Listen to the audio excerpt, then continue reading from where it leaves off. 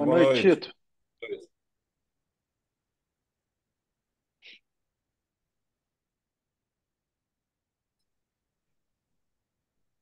Seu nome, não apareceu? Vamos deixar o pessoal acessar um pouquinho aí.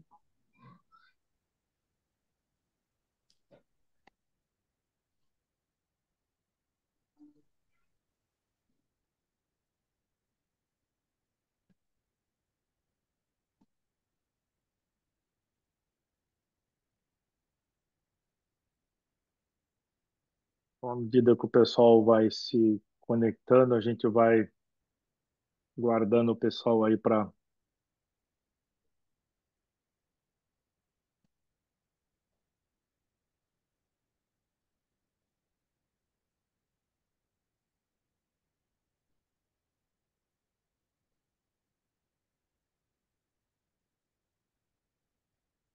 Bom, pessoal, boa noite. Para a gente não ter assim nenhum muito atraso em termos de atividade, estou aqui em nome da diretoria do trauma ortopédico, da SPTO, em nome da gestão aqui do Dr. Robson Esteves.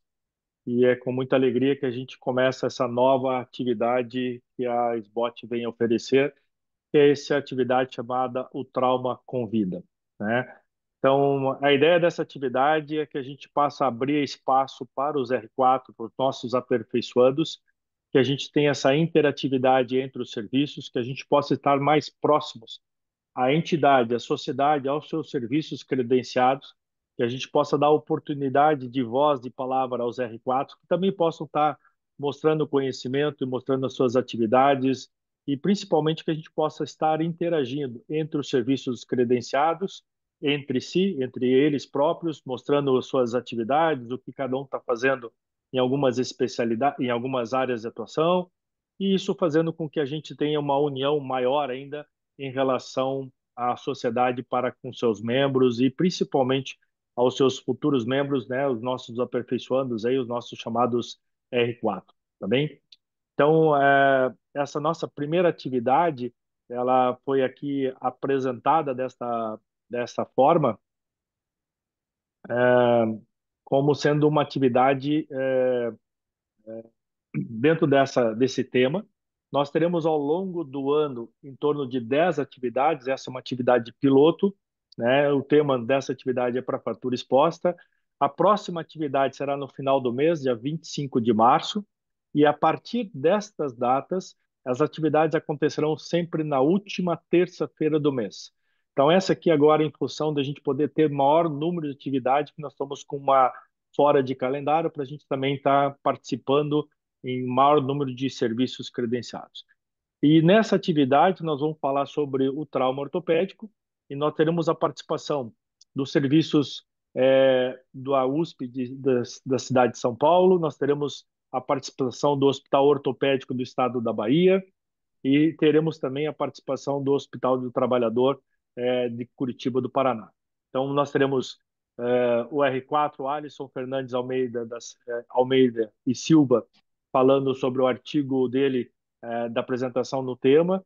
Teremos o Dr. Marcelo Tadeu Caeiro, da USP de São Paulo, falando também uma aula sobre a arte do estado da fratura exposta. E depois o Dr. Matheus Aze, do Hospital Ortopédico do Estado da Bahia, vai nos mostrar uma mesa redonda para debater junto com os R4, Felipe Martinez, do Hospital do Trabalhador, e o Vitor Campoí, da USP de São Paulo. Tá bem? Então, é com muita alegria que eu dou início a essa atividade. Então, eu gostaria que vocês, a finalidade é que a gente possa estar debatendo isso e as perguntas estão abertas no chat, ou quem answer. Então, a gente vai estar aqui aberto para que todos possam participar, tá bem? Só para a gente organizar aí, então, eu gostaria de chamar o Dr. Alisson, que é R4 formando aqui, encerrando a atividade, né? Os R4 ainda não começaram, do Hospital Ortopédico da Bahia, para que possa falar também para nós a apresentação desse artigo científico que eles escolheram aí, tá bem? Doutor Alisson, seja bem-vindo. Gostaria de você começasse aí. Obrigado a todos. Boa noite, boa noite a todos. Me chamo Alisson, sou R4 do Trauma do Hospital Ortopédico do Estado da Bahia. O artigo que eu trouxe foi a respeito de uma comparação entre o transporte ósseo. Acho que eu posso ter me enganado em relação ao tema. Enfim, quando me passaram, achei que seria um artigo científico relevante sobre o trauma e a gente ia debater ele. Enfim, vamos lá. Um transporte ósseo através da membrana induzida versus o transporte ósseo convencional no tratamento de defeitos ósseos longos infectados de membros inferiores. Um ensaio clínico randomizado. Esse artigo ele é um artigo recente, publicado no Journal of Trauma Orthopedics, ano passado, e de relevância para o nosso assunto, que é o trauma. Pode passar o slide, por favor.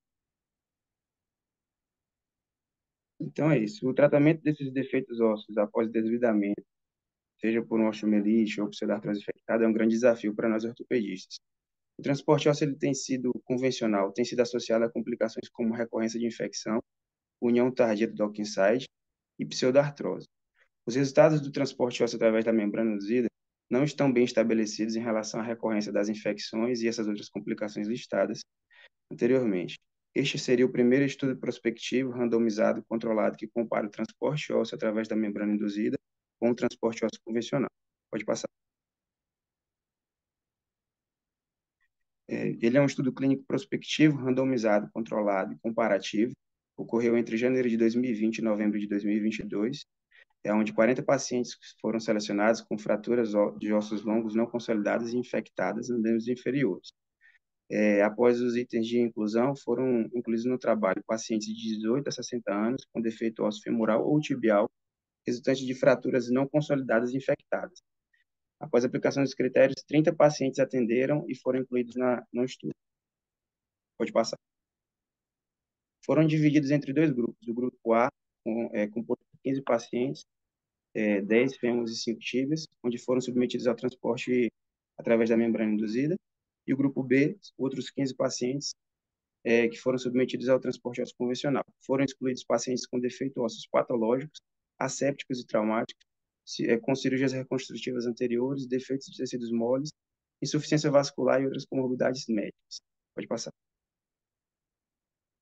Na avaliação pré-operatória foi feita uma análise detalhada das lesões, o número de cirurgias prévias, o histórico dos pacientes quanto a tabagismos e comorbidades, as discrepâncias dos membros interiores, a amplitude de movimento, a condição de pele e presença de fístulas ativas. Foi realizada também a avaliação radiológica, com radiografias e tomografias quando necessário, a avaliação laboratorial contou com leucócitos, VHS, PCR. Pode passar.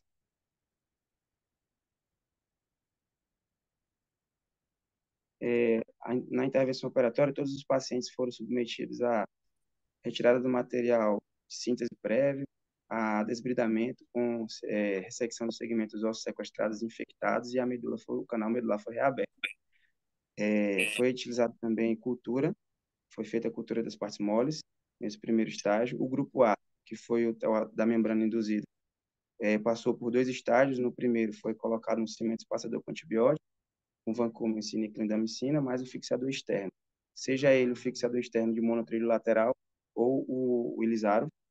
E no segundo estágio, após 6 semanas, foi feita a retirada desse espaçador, incisão cuidadosa da membrana que surgiu e a osteotomia metafisária para a realização do transporte.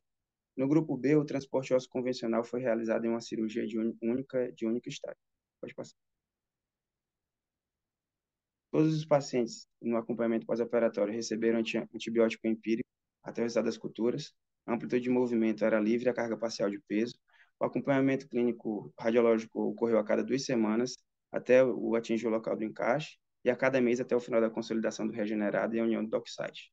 O acompanhamento mínimo de todos os pacientes foi de 1 ano, até após a remoção do fixador externo, e procedimentos adicionais no local de encaixe foram necessários se nenhum sinal de consolidação aparecesse após 6 semanas após ele atingir o local. Pode passar. Aqui temos uma figura onde A evidencia um paciente com presença de uma haste intramedular e uma placa bloqueada lateral no fêmur, com presença de pseudartrose infectada. Em B, a imagem do intraoperatório, evidenciando um osso desvitalizado, na qual foi ressecado, e imagem à direita em C, radiografia pós-operatória do primeiro estágio do transporte induzido, do transporte ósseo através da membrana induzida, com a presença do fixador externo monotrilho lateral e o cimento espaçador. Pode passar. Entre os resultados, o período médio de acompanhamento foi de 28,47 meses no grupo A e de 29,7 no grupo B. O tamanho médio do defeito ósseo no grupo A foi de 8,13 centímetros e no grupo B de 6,6 centímetros. O número de operações prévias realizadas no grupo A foi de 2,93 cirurgias versus 2,27 no grupo B. O tempo de fixação externa e o índice de fixação externa não tiveram diferença estatística relevante. Pode passar. A média do tempo de encaixe no grupo A foi de 3,67 meses e de 4,8 meses no grupo B. Isso teve relevância estatística. O número de procedimentos adicionais realizados foi significativamente menor no grupo A, onde não ocorreu nenhuma, versus 0,8 no grupo B. No grupo B, 6 casos, correspondendo a 40%, necessitaram de enxerto ósseo subsequente devido a retardo de consolidação no dockside. A recidiva de infecção ocorreu em 5 casos, né, correspondendo a 33,3% do grupo B, e nenhum caso de recidiva de infecção ocorreu no grupo A, da membrana induzida. Aqui temos a tabela número 1, onde lista a comparação dos dados demográficos pré-operatórios basais dos dois grupos. Pode passar. Na outra tabela, temos a comparação dos resultados pós-operatórios entre o grupo A, que é o transporte sobre a membrana induzida, e o grupo B, que seria o transporte convencional. Pode passar. E a outra tabela, a última, a comparação das complicações pós-operatórias, listada entre os dois grupos, grupo A e grupo B. Pode passar.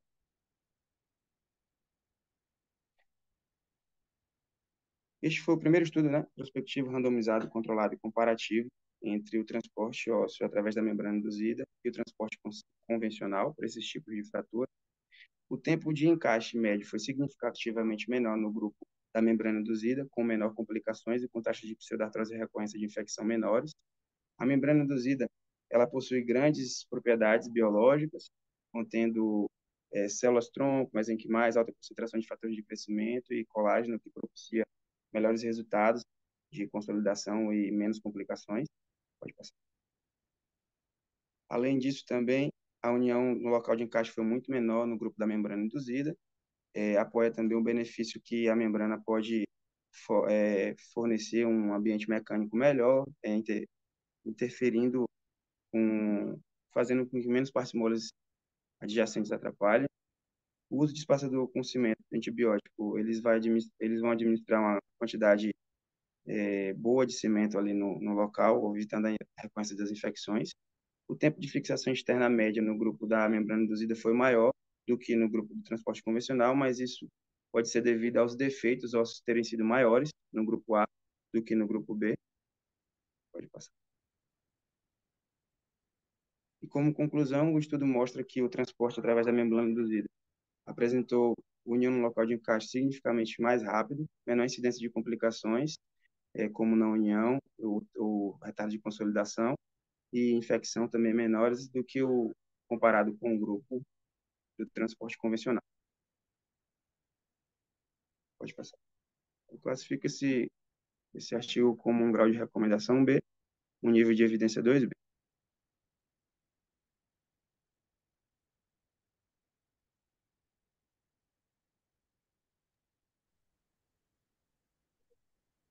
Ok, beleza. Olha, Alisson, muito bom. Obrigado pela apresentação. É interessante o artigo, fala bastante sobre algumas condutas, né?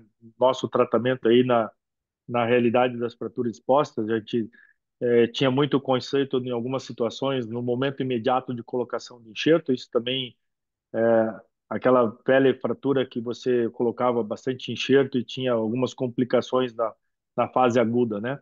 Então a ideia da membrana, ela traz também uma maneira de você também ter uma homeostase adequada do tecido, isso também traz bastante melhoria. Você tem algum comentário sobre esse artigo para acrescentar mais ainda? Você quer acrescentar alguma coisa, na sua opinião, sobre esse tipo de artigo? Eu acredito que tem uma relevância importante esse artigo, né? Aqui no nosso serviço devido a ser um hospital de referência de trauma do estado, aparecem bastante casos complexos. Acho que isso seria uma ferramenta importante, né, para auxiliar a gente no tratamento desses casos complexos. É isso. Também. Aqui está aberto para perguntas, não só para quem está de convidado e quem está palestrando, também estou aberto a todos. Então, eu deixo também aqui aos coordenadores que estiverem aí também nas suas janelinhas. Se alguém quiser fazer alguma pergunta, se alguém tem alguma questão, pode fazer o acesso pelo chat. Estamos aqui respondendo. Se alguém quiser também, pode levantar a mão, abrir a janela e fazer a sua pergunta aí, se alguém tiver interesse. Luiz, eu posso falar Posso, rapidamente? claro. Não. Vamos lá. Essas atividades de artigo científico é o que a gente sempre faz com os residentes há muitos anos e envolve muito também não só apresentar bons artigos, mas fazer análise crítica, né? Esse artigo que o Alisson traz, ele é bem interessante do ponto de vista didático, porque ele se propõe a ser o primeiro ensaio clínico controlado randomizado sobre o tema, mas quando a gente vai olhar do ponto de vista metodológico, apesar dele estar publicado numa revista muito boa, o artigo é bastante fraco, né? Ele tem alguns problemas importantes. Como ele mostrou ali, basicamente um grupo só tem lesões no fêmur e no outro grupo só lesões na tíbia. Para um estudo que é randomizado, isso não faz sentido. A diferença de idade Uhum. significativa entre os grupos, o número de cirurgias prévias diferentes entre os grupos. Ele alega que ele fez um cálculo do power do estudo, mas a gente vê que o número de casos foi exatamente o necessário para encontrar a diferença que ele precisava, que foi de 40% entre as técnicas. Então, apesar do resultado ser muito interessante e ser exatamente o que a gente queria que fosse verdade, me parece que baseado nesse estudo a gente tem uma conclusão muito fraca assim bastante passível de ser colocado em dúvida. Acho que isso é interessante, a gente também está bem atento a essa nossa situação, né? Nós temos vários artigos, várias procedências e tem algum questionamento na própria confecção do artigo, né? Sempre tem alguma margem de discussão em alguma situação, né? Acho que isso é também importante nós sabermos a interpretação do artigo, né? Isso também importa a importância, a relevância do que ele realmente está querendo nos mostrar, ou a dúvida que ele acaba nos criando. Marcelo, Tadeu, pode. Eu tive a mesma impressão que o Matheus teve, realmente os grupos não estão pareados de forma adequada, né? Eles poderiam parear de uma forma melhor, ter tanto número de fêmur num grupo quanto de tíbias semelhantes. E a outra coisa que me chamou a atenção, assim, porque na membrana induzida foi utilizado cimento com antibiótico. E quando você faz o transporte convencional, você não usa nada de antibiótico local. Cada vez mais a gente tem visto na literatura que o antibiótico local tem a sua função. Então, está se usando antibiótico local em fratura, em cirurgias primárias e prótese de joelho, por exemplo. Então, assim, só essa característica já deixa o grupo de membrana induzida na frente, porque eram casos de não uniões infectadas. Então, você está dando, obviamente, os dois devem ter tomado antibiótico por veia, mas o grupo B, aliás, desculpa, o grupo A tomou antibiótico por veia e antibiótico local. Então, assim, realmente era de se esperar que ele tivesse um desempenho melhor do ponto de vista infeccioso do que o outro grupo. Então, realmente é um trabalho que tem conclusões interessantes, mas as conclusões não são bem suportadas na metodologia. Muito bem, interessante. É um ótimo comentário também. Alguém mais alguma pergunta?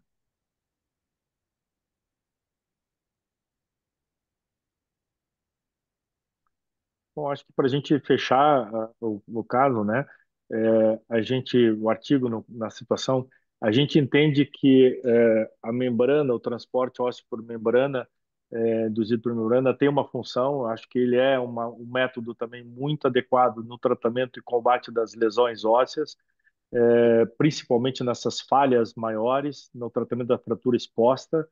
E acho que a gente precisa talvez analisar realmente alguns artigos que possa ajudar ainda mais a trazer esse tema a uma confirmação no dia a dia ainda maior, né? Então, acho que é um tema muito interessante e um artigo que pode ser melhorado e a gente poder trazer talvez aí o interesse de algum serviço credenciado aí, tentar melhorar esse artigo, fazendo alguma melhoria desses grupos aí, ok? Acho que é bem interessante isso. Vamos dar sequência, então, em função do nosso horário. Então, eu gostaria agora de chamar o nosso convidado representando a Universidade de São Paulo, a USP. Então, eu gostaria de chamar o Dr. Marcelo Tadeu Caeiro para que possa falar sobre fraturas expostas mesmo, o que está na atualidade dentro da fratura exposta. Dr. Marcelo, por favor. Luizão, muito obrigado pelo convite, né? Obrigado pela toda a diretoria da SBTO também. Meu nome é Marcelo Tadeu Caeiro, e eu vou falar para vocês um pouquinho sobre o estado da arte nas fraturas expostas. O que a gente tem de novidade, né, atualmente, no tratamento dessas fraturas que são muito comuns para o ortopedista. Primeiro, com relação à definição, né? A definição clássica é essa. O que é uma fratura exposta? A fratura na qual o osso ou seu hematoma entrou em contato com o meio ambiente. Mas atualmente a gente tem visto que a definição mais moderna de fratura exposta mudou. Nós falamos então que é uma lesão de partes moles, corto-contusa, abaixo da qual há um osso fraturado. Qual é a diferença de uma definição em relação à outra? Que essa definição ela prioriza o quê? A importância das partes moles no tratamento da fratura exposta. Com relação às classificações, classificação de Chern, classificação AO, e a classificação mais antiga que se mantém ainda é a classificação de Gustillo e Anderson. Eu não vou entrar em detalhes com relação a ela, todo mundo já está cansado, né, de ver essa classificação. É uma classificação que é muito usada, porque quando eu falo em Gustillo 3A, imediatamente os ortopedistas já sabem do que a gente está falando. Então, ela, apesar de ser uma classificação antiga que já foi revisitada por Anderson, ela é uma classificação ainda atual. Com relação a uma característica dessa classificação, se nós tivermos uma fratura do fêmur, por exemplo, como a que é mostrada aqui, é uma fratura com uma grande lesão óssea, uma cominuição extensa, mas um orifício de entrada pequeno, né? Então, será que essa fratura seria, na verdade, uma fratura do tipo 1? Porque o Gustillo falou que até 1 centímetro é Gustillo tipo 1?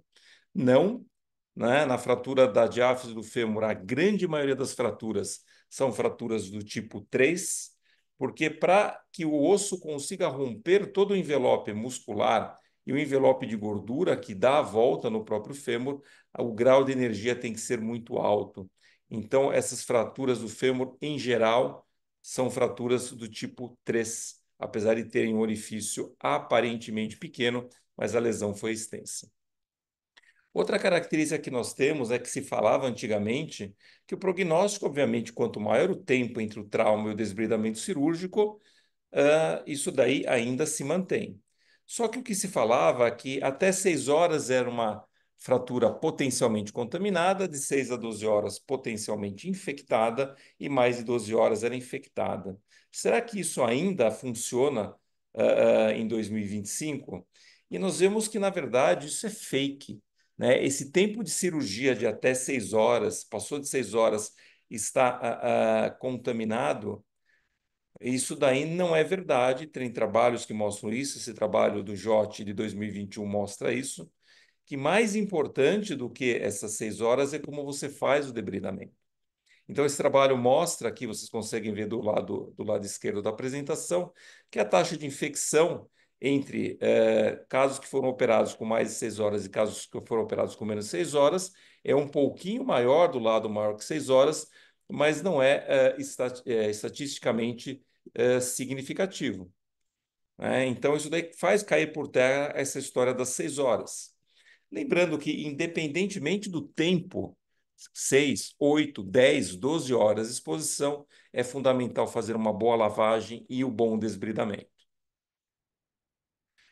E quando que nós devemos, aí sim, fazer a fratura exposta de forma imediata? Basicamente em 3 situações. Quando você tem uma lesão contaminada, muito contaminada, ou uma lesão muito grave de partes moles, sim, ainda a recomendação é fazer de forma imediata. Ou daquele caso que é uma exposta do estilo 3C, uma lesão arterial que necessite reparo, obviamente tratamento imediato. E na síndrome compartimental associada à fratura exposta, ainda nós temos como tratamento imediato das fraturas expostas. Esse é um trabalho antigo, de 87, mostra o risco de infecção segundo o grau de fratura exposta, e, obviamente, quanto maior o grau, maior o risco que a gente tem de infecção, isso permanece ainda até hoje. Os objetivos de tratamento da fratura exposta continuam os mesmos: evitar infecção, consolidar a fratura, restaurar a anatomia, promover uma função adequada. Lembrar que na sala de admissão, o que nós devemos fazer? O ABCDE do trauma, afinal de contas, o paciente pode ser um politraumatizado, avaliar perfusão, pulso e o status neurológico. Lembrar de inspecionar a ferida apenas uma vez, né? Não ficar abre, o R1 olha, depois fecha, aí manda o R2 ver, o R2 vê, fecha, aí vem o R3 ver e depois vem o staff ver também. Então, é inspecionar a ferida apenas uma vez. E no pronto-socorro, lugar de cobrir a ferida com gaze, com soro fisiológico e faixa crepe, alinhar e mobilizar o membro e radiografar o membro afetado. É isso. Não é o momento de fazer lavagens pequenininhas, não é o momento, obviamente, de tirar pequenos contaminantes. O momento de se fazer isso é no centro cirúrgico. Lembrar das medidas concomitantes, antibiótico terapia, vou falar um pouquinho mais para frente. Lembrar da profilaxia antitetânica, às vezes a gente lembra de dar antibiótico, mas esquece de ver como está o status da profilaxia antitetânica do paciente, isso pode levar a problemas. E lembrar também de fazer uma analgesia potente, que o coitado do paciente ele não pode, ele não merece ter dor mais do que ele já está tendo. O antibiótico continua tendo que ser de amplo espectro, bactericida em altas doses e endovenoso. O ideal de tempo de antibiótico é em até 1 hora depois de ocorrida a fratura exposta. Isso é o ideal, mas ainda é aceitável até 3 horas após a fratura exposta ter ocorrido. Lembrar, então, por quê, né, que o antibiótico ajuda o sistema imunológico a controlar a infecção bacteriana. Ele evita aquela replicação inicial das bactérias dentro da própria ferida. Lembrar que a fratura exposta, ela tem a contaminação, ela é contaminada. Se ela vai infectar ou não vai depender de outros fatores. Então, esse aqui é um trabalho antigo também, que compara taxa de infecção com antibiótico e sem antibiótico. Obviamente, sem antibiótico, uma infecção muito maior. E aqui usa o antibiótico precoce ou não. Então, vocês veem que usar o antibiótico precoce realmente faz diferença no tratamento da fratura exposta. E a questão é qual tipo de antibiótico, né, nós devemos usar. O estilo tipo 1, cefalosporina de primeira ou cefalosporina de segunda geração, já é o suficiente. O estilo tipo 2 e o estilo tipo 3, nós usamos, em vez da cefalosporina, clindamicina, associado ou um aminoglicosídeo, normalmente a gentamicina, ou uma cefalosporina de terceira ou quarta geração. O que muda isso? A gentamicina tem um efeito nefrotóxico. Então, o paciente politraumatizado, que tem uma alteração renal, uma insuficiência renal por rabdomiólise, por exemplo, nós optamos mais por usar cefalosporina em vez da gentamicina. E lembrar que se o paciente teve a sua fratura num ambiente, por exemplo, numa fazenda, ou caiu num rio, por exemplo, um ambiente muito contaminado, que pode ter contaminado por fezes, nós utilizamos também o cobertura para anaeróbio, metronidazol, mais utilizado, ou mesmo a própria penicilina. E por quanto tempo nós devemos usar atualmente antibiótico nas fraturas expostas? O estilo tipo 1, 24 horas é o suficiente. O estilo tipo 2 e 3, 72 horas de antibiótico, ou naqueles casos em que não tem cobertura de partes moles adequada, nós fazemos 24 horas depois da cobertura. Então, se você cobriu depois de 5, 6 dias, você deixa antibiótico, nesse caso, por 7 dias ao todo. O que existe de radar, de novidade atualmente no tratamento dessas fraturas, não é determinado ainda claramente pela literatura, mas existem trabalhos que preconizam não associar cobertura para gram-negativo nas Gustilo tipo 3. E qual que é o racional disso? Que as fraturas expostas, como o contaminante em geral é da pele, ele ficaria mais contaminada por gram-positivos do que gram-negativos. Então, alguns trabalhos já preconizam não utilizar profilaxia para gram-negativo no caso das fraturas expostas, mas isso ainda é está em estudo. Ainda isso não é uma coisa que nós devemos fazer de rotina. E a segunda coisa é o uso de antibiótico local, além do uso do antibiótico endovenoso. Qual que é a justificativa?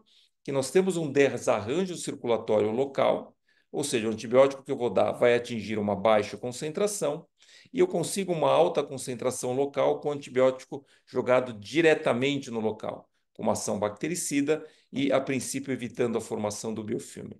Já existem trabalhos que falam sobre isso daqui, então, nesse caso, vocês vejam que o efeito do antibiótico local, vejam que aqui houve o favorecimento do antibiótico local em relação ao antibiótico sistêmico isolado.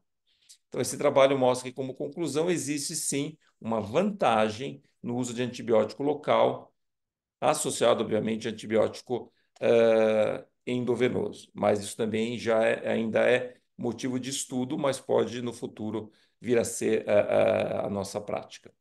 Com relação à cirurgia, são as etapas, né? Lavagem, asepsia, lavagem do ferimento, desbridamento, estabilização e cobertura de partes móveis. Com relação à lavagem do ferimento, como é que nós começamos? Nós começamos lavando como se fosse uma fratura fechada. Prepara a pele, então, lavagem de todo o membro. Depois nós pintamos, obviamente aí nós evitamos pintar a ferida propriamente dito, mas nós pintamos toda a pele do membro, colocação de campos, e aí sim nós começamos o debridamento propriamente dito, fazendo ampliação da ferida, o necessário para ela ser lavada de forma adequada, lembrar do espaço morto, então você tem que ampliar a ferida de forma até o acesso do espaço morto. Depois dessa ampliação do ferimento, a lavagem do ferimento, com soro fisiológico. E o soro fisiológico é o que nós usamos ainda atualmente, né? Então, existem trabalhos que mostram que se você fizer, por exemplo, o uso de povidine, ele tem uma ação citotóxica sobre o osso osteoblasto, então ele não teria uma boa indicação no tratamento das fraturas expostas. E esse outro trabalho mostra que solução com antibiótico alterou a cicatrização, né? Nesse trabalho aqui, que é um trabalho um pouco mais antigo, um trabalho de 2005. Então, para lavar ferida, nós usamos o bom e velho soro fisiológico, com ou sem lavagem pulsátil. Então, esse trabalho mostra que a lavagem pulsátil com alta pressão provocou semeadura de bactéria no canal e uma lesão significativa da arquitetura óssea.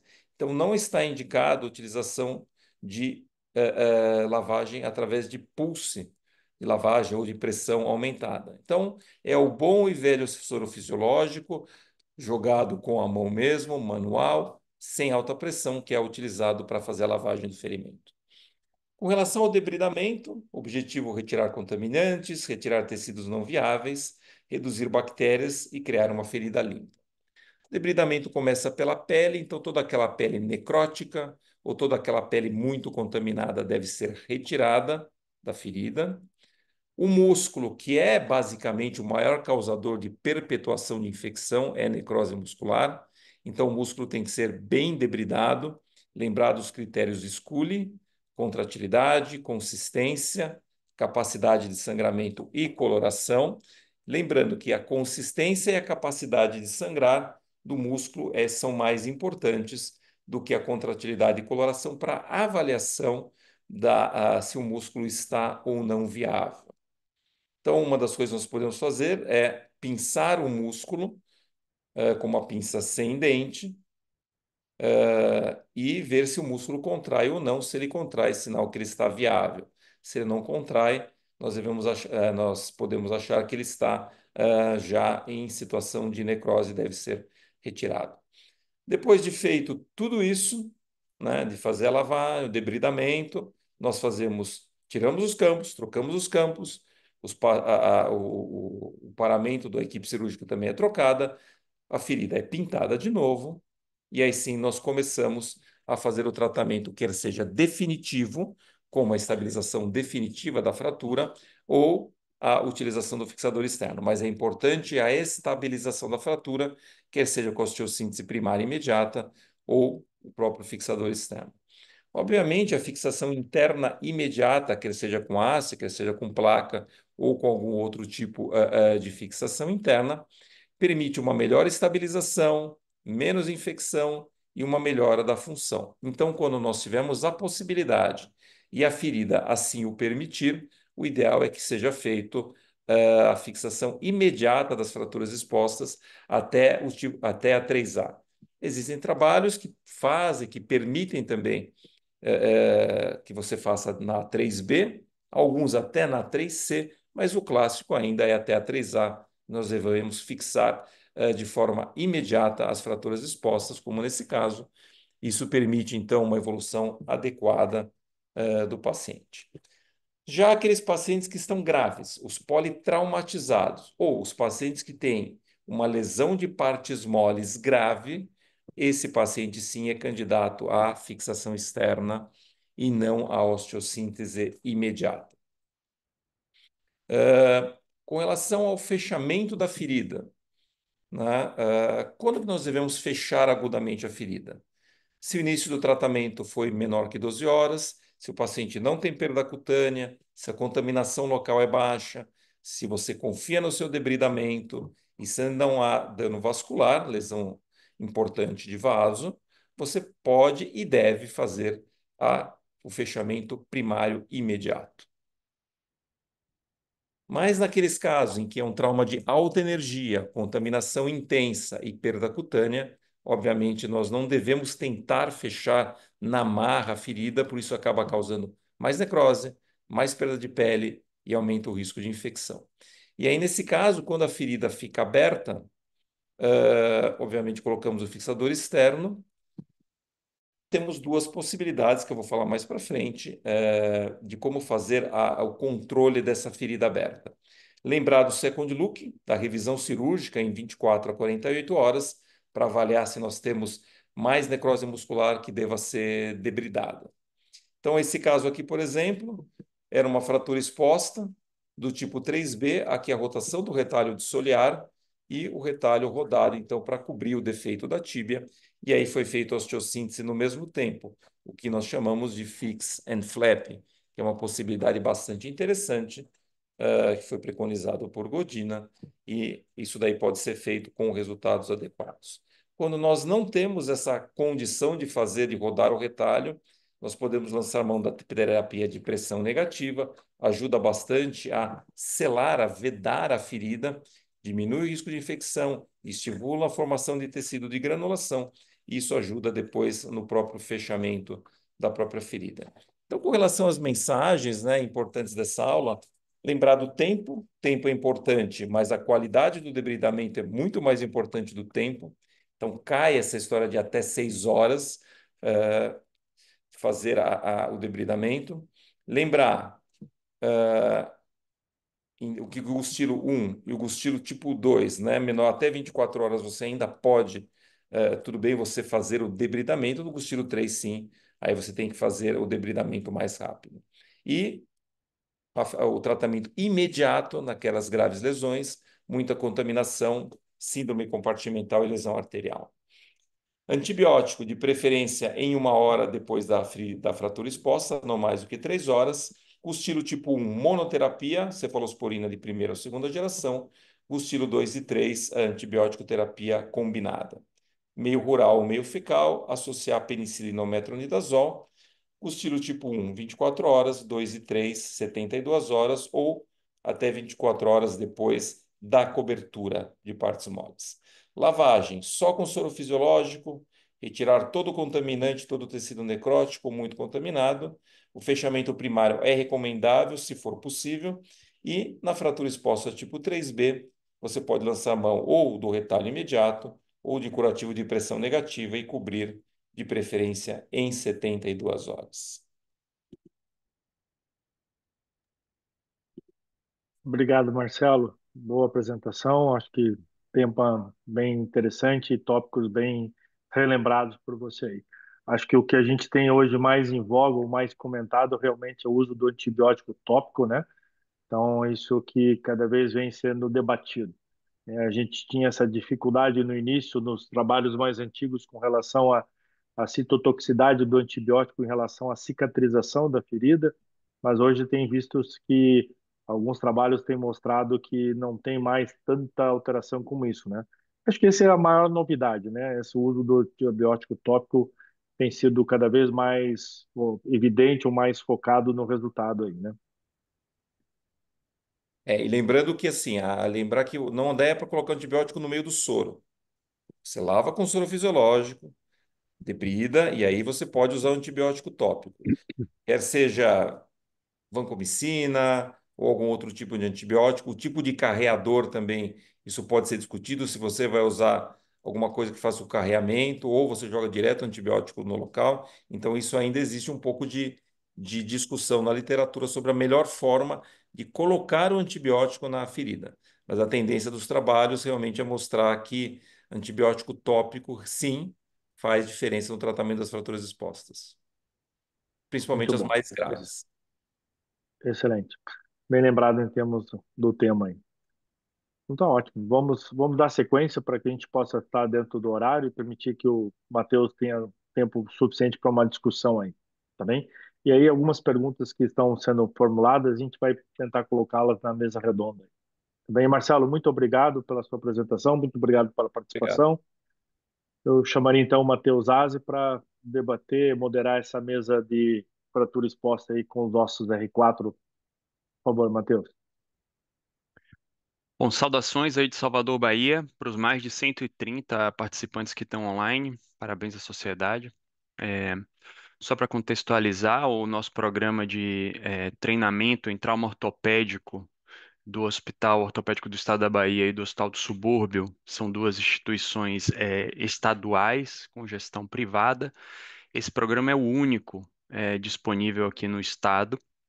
Ele tem início em 2012 como programa não credenciado da Sociedade Brasileira do Trauma Ortopédico. Em 2022, nós fomos credenciados pela sociedade e pelo MEC, né? Uma experiência interessante aí. O programa ele é credenciado pelo MEC também.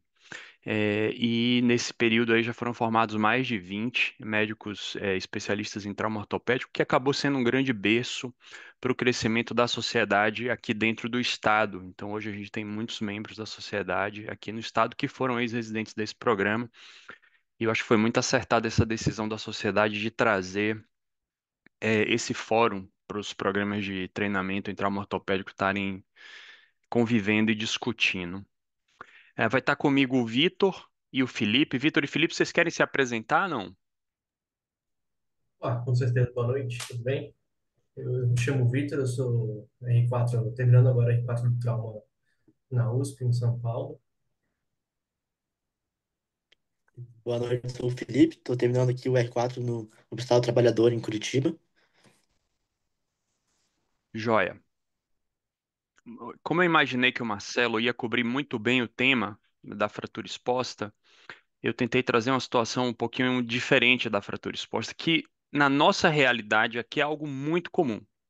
Eu diria que no hospital onde eu trabalho é mais comum eu receber essa fratura exposta que a gente vai discutir aqui do que essa que o Marcelo apresentou, né? Que é o paciente que já foi tratado inicialmente em outra unidade e ele é então referenciado. Tá? O estado é muito grande, alguns hospitais regionais não têm estrutura definitiva para fazer manejo definitivo de casos mais complexos, e a gente vê muito isso aqui, tá? Então, esse é o caso, uma mulher de 21 anos foi vítima de um acidente motociclístico, ela recebeu atendimento num hospital regional, que fica aí aproximadamente 12 horas de transporte aqui de Salvador. Lá eles fizeram o desbridamento inicial da fratura exposta, colocaram um fixador externo. E essa paciente chega, então, depois de 19 dias nessa situação. Eu queria perguntar para vocês, Vitor, o que é que você acha? Isso é comum para você aí em São Paulo? E o que é que você acha dessa via de acesso aí? Está adequada? Vou mostrar os raios-x aqui para vocês verem. Como é que é essa questão do desbridamento? Quando você recebe um caso desbridado em outro hospital, o que é que você olha para tentar avaliar esse caso? Bom, não é tão costumeiro a gente receber casos assim, de outros serviços com uma fixação mais antiga, mas a gente recebe também pacientes que têm uma fixação externa e tenham mais tempo de fixador. Acho que o importante a gente avaliar é, quando o paciente chega, como é que estão as condições de passe moles, né, principalmente.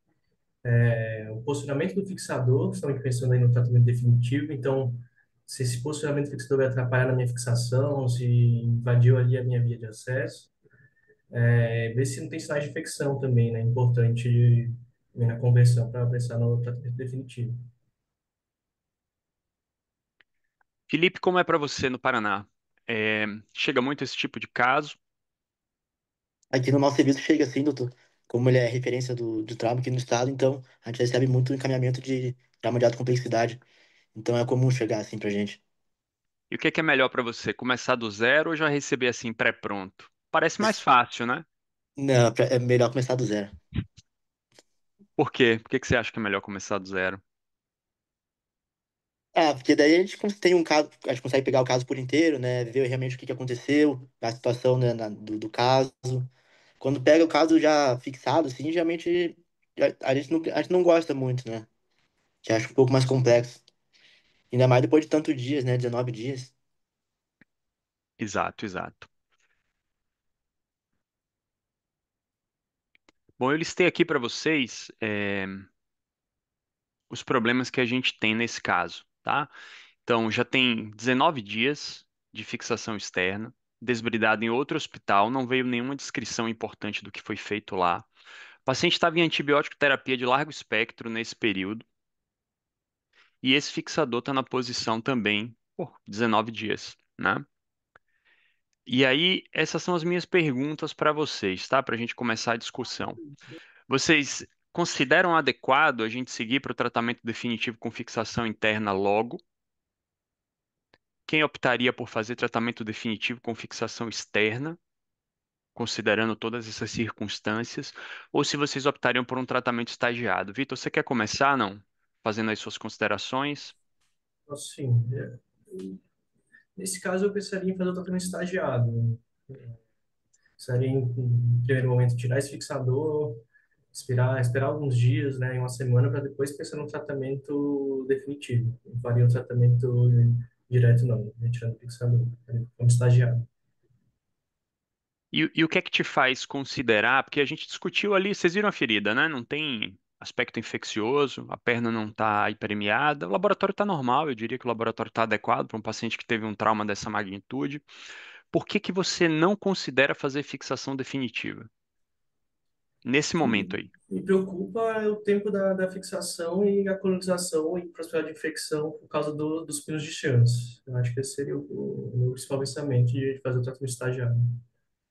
Então, a sua preocupação principal é o chance. Sim, a principal chance. Felipe? Eu concordo também com o colega. Eu acho que o ideal seria talvez reposicionar o fixador e esperar um pouco mais para fazer o tratamento definitivo. Então, para você também a preocupação é o fixador. Você não tem essa preocupação de refazer o desbridamento, não? Não, sim, Ou também. vocês deixam esse tempo para o momento da fixação definitiva? Vou redesbridar e aí eu fixo o definitivo ou não? Quando esse paciente entra no hospital, eu tenho que redesbridar ele, eu tenho que trocar o fixador. O que é que vocês acham? Não necessariamente que eu tenho que trocar, mas já que eu vou esperar, eu reposicionaria o fixador e nesse mesmo momento faria um novo debridamento. Debridamento. Ok. Marcelo, você está aí? Pode participar, não? Você está na minha tela aqui? Só, O que que você acha, Marcelo? Você redesbrida todos? Sempre troca o fixador feito fora dá para manter até o definitivo. Qual a sua opinião? Normalmente quando a gente recebe aqui, a gente tende a debridar de novo, tá? Porque a gente não sabe como é que foi o debridamento prévio, então a gente tende a debridar novamente. Com relação ao fixador externo, depende se ele está bem colocado ou não, né? O que eu estou vendo aqui, assim, eu não estou conseguindo ver o da tíbia, o do fêmur tem dois chãs, os chãs estão, o chãs mais inferior ele está numa distância boa do foco de fratura em si. Agora, o que me chama a atenção, essa perda óssea importante, e assim, a gente precisa colocar alguma coisa aí no lugar, né? Então, por exemplo, o uso da membrana induzida nesse caso, se você coloca alguma coisa no lugar, por exemplo, um cimento aí, um cimento ortopédico, né? No formato que seria mais ou menos do fêmur, você consegue começar a gerar a membrana que pode levar a uma indução boa de formação de osso, e depois se tira o cimento, você pode eventualmente fazer um enxerto maciço aí. Então, eu acho que aí, no caso, a gente não está vendo como é que foi a evolução do caso propriamente dito, se coco se infectou ou não, mas eu refaria o debridamento. Se o fixador externo tivesse bom, eu manteria por enquanto o fixador externo, porque aí com esse defeito, na verdade, aí a gente passa a ter as outras opções de fíbula vascularizada, transporte que no fêmur é sempre complicado, mas eu acho que o uso de membrana induzida aí é uma coisa a se considerar, né? Não sei quanto que tinha de encurtamento de perda óssea aí, Matheus. 16. Então, é uma perda óssea importante, né? É uma perda óssea bem, bem importante mesmo. Mas eu faria isso a princípio, eu faria estagiado. Vitor, é bastante comum a gente ver isso, essa exposição de fêmea distal sair medial. E aí, o que que a gente faz quando vai entrar de novo? Aproveita esse acesso ou esquece ele e vai para o lado lateral? Como é que você pensa que seria melhor a gente manejar isso aí? Acho que depende da minha estratégia de fixação. Se eu tiver ali com uma estratégia para fazer o dupla placa, eu precisar acessar a medial pela exposição, acho que pode a gente associar as duas vias, mas a princípio ele faz uma via nova anterolateral. Então, se você tivesse que desbridar e fixar, você já iria para lateral, é isso? Não, se Nesse eu tivesse caso, que desbridar agora, no primeiro momento desbridar em estagiar, eu ia na via prévia. na via prévia. E Exato. você ampliaria, não? Porque é um lugar Ampliaria. desfavorável, né? É, Ampliaria? O que que você eu acha? acho, eu acho que vale a pena, assim, tem que ver eu preciso saber o quanto eu consigo avaliar com essa via, né? Se eu precisar ampliar para avaliar melhor, para ver os tecidos estalizados, eu amplio. Tem que fazer. Bom, aqui é logo quando a gente abriu a pele, tá? Vocês estão vendo que ela tem uma lesão extensa do quadríceps. Também é comum nessas lesões, acontece, né? Tem que estar atento a esse detalhe. Eu considerei que não havia contaminação profunda, tá bom? Apesar da via muito pequena, de quem fez o desbridamento inicial, não parecia ter uma contaminação, nos tecidos profundos, mas esse era o estado que a gente tinha aí. Alguns fragmentos soltos, a lesão importante do quadríceps não desbridada, né? Então, com certeza, tinha pedaços do tendão que estavam necróticos. E a gente vê realmente uma perda óssea metafísio diafisária grande aí, né? A opção foi por ampliar, aumentando a via medial, a gente vê melhor depois. O que que vocês fazem aí? Desbrida? Felipe, tenta fazer fixação mínima da junta. Com esse aspecto aí, eu seguiria a fixação definitiva. O que a gente viu foi uma secreção que a gente considerou como seropurulenta. Mas como eu falei, a paciente vinha inibida por antibiótico aí durante 20 dias, né? O que que você acha? Desse jeito que tá, essa ferida tá boa para seguir ou não? Tá mantido a ideia de 2 estágios? Na minha opinião, está mantida ainda a ideia de 2 estágios, né? Faria um novo debridamento e uma nova fixação temporária. Não iria para o tratamento definitivo já. Bom, aqui depois do desbridamento, depois que a gente tirou todos aqueles pedaços de osso que estavam soltos ali da região metafisária, isso é o que restou. Esse fragmento na parte posterior, ele estava fixo, então a gente deixou, apesar do aspecto não muito bom. Vocês vão ver que ele permanece aí. A síntese mínima da junta com o que foi possível. Observem a perda aqui na tróclea. A gente acabou pegando um fragmento, um segmento aí de osso cortical que estava solto, né? Jogada arriscada aí, um pedaço de osso morto, mas precisava recompor a tróclea porque a patela estava caindo ali dentro daquele buraco, tá? E a opção de fazer exatamente o que o Marcelo sugeriu, né? Um espaçador grande para combater o espaço morto, cimento com antibiótico. Nesse caso aí foi Vanco mais Meronem, tá? Então, cobertura para gram positivo e gram negativo. Vejam ali a tentativa de refazer o quadríceps para ele não encurtar mais, mas ficou com um gap. Ferida fechada, espaçador, rodízio do fixador externo, isso é algo que a gente sempre faz, tá? É só uma sugestão, eu abro aí para discussão. É, a gente sempre troca os fixadores colocados fora. Eu não sei quais foram as condições, as circunstâncias que esse fixador foi colocado, e da mesma maneira que a gente sempre redesbrida o caso. Luiz, o que é que você acha? Você troca fixador também? Quer participar? Opa, claro. A gente sempre preconizo essa troca, ainda mais com esse período de tempo, né? Sempre fazemos o rodízio dele, trocamos a posição, reposicionamos em orientações ou em pele mais adequada para fazer. Acho que isso é adequado. Ele foi para anterior aqui, né? A ideia é que ia ser um período rápido, né, de cicatrização do orifício dos parafusos de chanves anteriores e que logo logo a gente iria para a segunda etapa, mas não foi isso que aconteceu, né? Isso também não é incomum nesses casos com lesões extensas de partes moles. Houve uma necrose da pele, vejam, entre as duas incisões, a da exposição prévia e a expansão da incisão que a gente havia feito. E isso acabou demorando um pouco para resolver, vejam, perogranular, depois fazer enxertia de pele, de maneira que para estar tudo cicatrizado só depois de 3 meses da lesão, né? E essa é a situação agora. Essa perda óssea, 16 centímetros, tem membrana, em torno do espaçador, com certeza, a essa altura. Não parecia ter infecção, mas as culturas deram negativas, mas isso realmente não tem muita validade, considerando o cenário inicial do caso. Segmento distal muito curto, um joelho que está imobilizado há 3 meses. Vamos lá, o que que você faria, Vitor?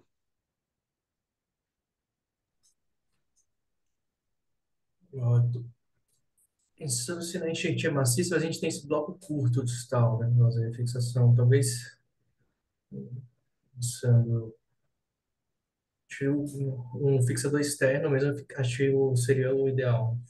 Faria o tratamento com fixação externa.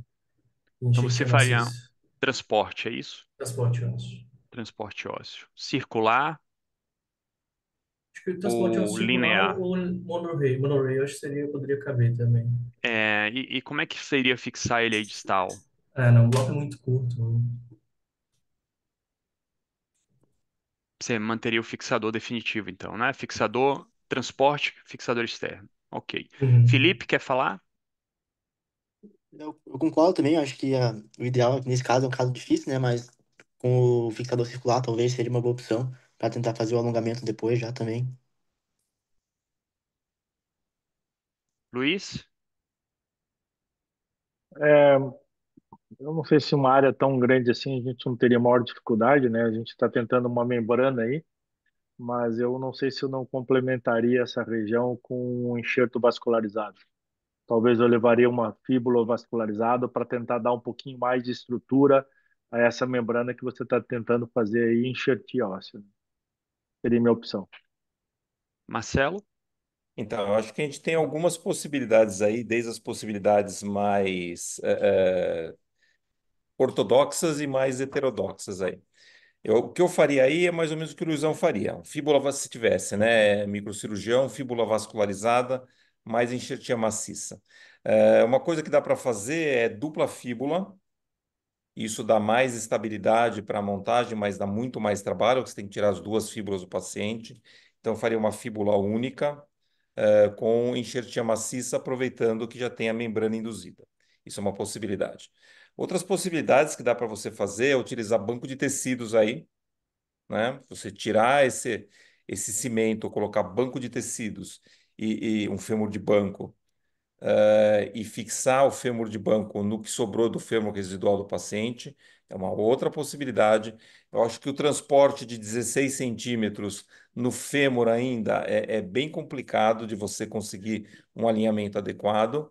E uma possibilidade que também é o final de tudo é a utilização de endoprótese, por exemplo, que é o que a gente faz em casos de tumor, ressecando toda essa parte distal do fêmur e fazendo uma endoprótese de joelho total. Então, são várias possibilidades que a gente tem num tratamento de um caso bem complicado. Mas eu, a princípio, faria fíbula vascularizada mais enxertia maciça. Marcelo, você tem banco aí, né, em São Paulo, na Sim. USP. Como é que você vê a questão aí da osteointegração depois? Como é que tem sido sua experiência com tecido de banco nessas enxertias maciças? Então, assim, o banco de tecidos, o fêmur de banco, ele vai integrar nas pontas. Tá? Então, obviamente, ele em si, ele nunca vai ser mais repovoado. Os trabalhos mostram que ele é repovoado 1 a 2 milímetros só, tanto na parte proximal quanto na parte distal.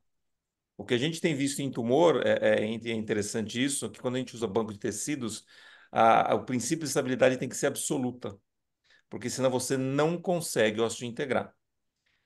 Então, você, por exemplo, você pede um fêmur distal de banco, do tamanho que você quer, corta o osso para o que você precisa, então você poderia manter esse fragmento epifisário aí, e aí você fixa com placa medial e lateral, tá? Ou medial, ou desculpa, ou lateral e anterior, normalmente a gente usa a dupla placa, e fazendo o princípio de estabilidade absoluta mesmo, com pressão interfragmentária, para você conseguir a osteointegração. Então ele integra só nas pontas mesmo. Perfeito, obrigado. Eu vou fechar o caso, eu tenho um minuto aí para terminar. Aqui, depois da retirada do espaçador, vocês estão vendo aí a membrana induzida, né? Que se formou. E a gente optou por fazer exatamente o que foi apresentado aí no artigo que o Alisson trouxe, que foi o transporte dentro da membrana, tá? Nesse caso aqui, um transporte híbrido, né? Porque a gente colocou uma placa lateral, então aqui uma placa de fêmur distal bloqueada, e o fixador correndo pela face anterior. Vocês estão vendo aí o fragmento sendo transportado, ele foi descendo. Aqui na região da metáfise, a gente deixa um espaçador, né, pequeno, só para manter esse espaço aqui enquanto o fragmento vai descendo e reduzir o risco aí de problema com o docking site. E no finalzinho, a gente chegou lá, abriu o distal, fixou o fragmento transportado e enxertou esse segmentozinho do fim, tá? Aqui é a evolução do caso, 9 meses, já 9 meses de tratamento já sem fixador, né? Vejam aí que você coloca alguns parafusos para segurar o fragmento que foi transportado. Aqui mostrando a evolução. E aqui o resultado com aproximadamente 3 anos consolidado. A função do joelho não é a melhor, e não tem evoluído, né? Essa paciente tem um follow-up um pouquinho maior, não tem melhorado, ela tem se mantido nesse nível aí, mas ela anda sem suporte, e sem dor, é, após aí o tratamento. Bom, então para fechar, né, nas fraturas expostas, o Marcelo mostrou isso, o antibiótico é profilático, ele deve ser de no máximo 72 horas, né? Ele pode, idealmente é 24, mas ele pode se estender até 72 horas. Casos manejados em outra unidade, em outras unidades, considere fortemente reiniciar o tratamento. Novo desbridamento, coletar culturas, trocar o fixador externo e reiniciar a antibiótico profilaxia.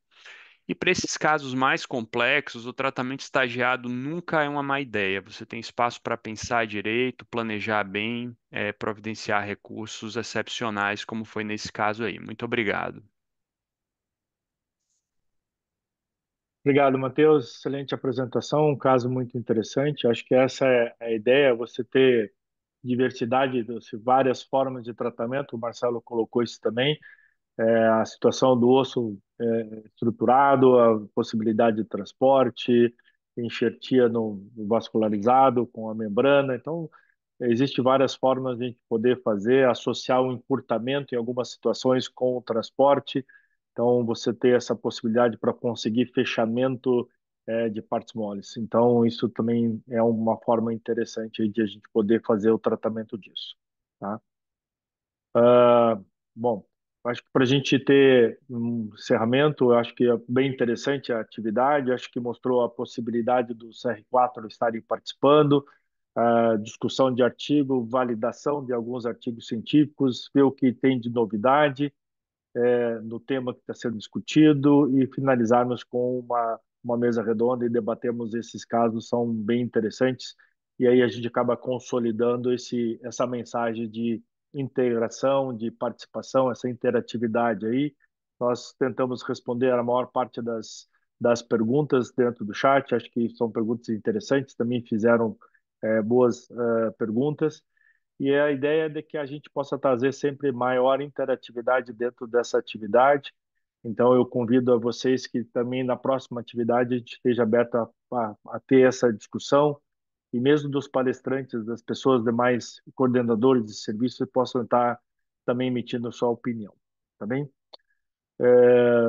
Antes de encerrar aqui, eu passar a palavra ao Dr. Robson para o encerramento do presidente.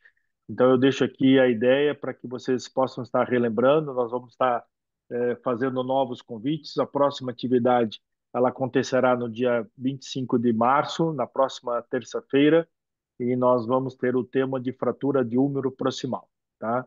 Então, espero que ainda essa semana a gente já está fazendo o kart aí para poder estar encaminhando a vocês as novas apresentações e em breve, espero que os novos R4 já sendo oficializados, a gente possa estar emitindo um programa já anual até o final em novembro com todas as atividades e todos os participantes dessa atividade, tá bem? Acho que para o início, 130 pessoas, 137, foi um ótimo público. Esperamos que a gente possa crescer ainda mais com esse grupo. Robson, quer dar uma boa noite a todos aí, em nome da sociedade? Sim, Luiz. Primeiro, te agradecer, muito obrigado a você, todos os nossos amigos aqui que participaram dessas palestras maravilhosas, discussões de casos, já integrando aí os R4 para que eles possam participar conosco e vivenciar essa experiência de poderem discutir casos complexos como esse que o Matheus mostrou agora. Isso gera um crescimento para todo mundo, né? Então, o objetivo ele foi cumprido. A gente está muito feliz da diretoria com essa participação maciça de todo o Brasil, aí, de todos os serviços credenciados, colegas experientes, gente que está começando no trauma. O objetivo era esse mesmo, trazer isso para vocês. Convidar para o próximo evento, como o Luiz falou, deixar aqui também a lembrança para quem não se inscreveu ainda no Congresso Brasileiro do Trauma, 15 a 17 de maio, serão todos muito bem-vindos. A gente está preparando um congresso pujante aí para vocês e a gente espera encontrar todo mundo lá. E que vocês tenham uma ótima semana e nos vemos em breve aí nos próximos eventos da SPTO. Muito obrigado a todos, uma boa noite a todos. Boa noite a todos, pessoal. Até a próxima. Muito obrigado a todos. Boa noite, boa noite. Boa Boa noite. noite, pessoal.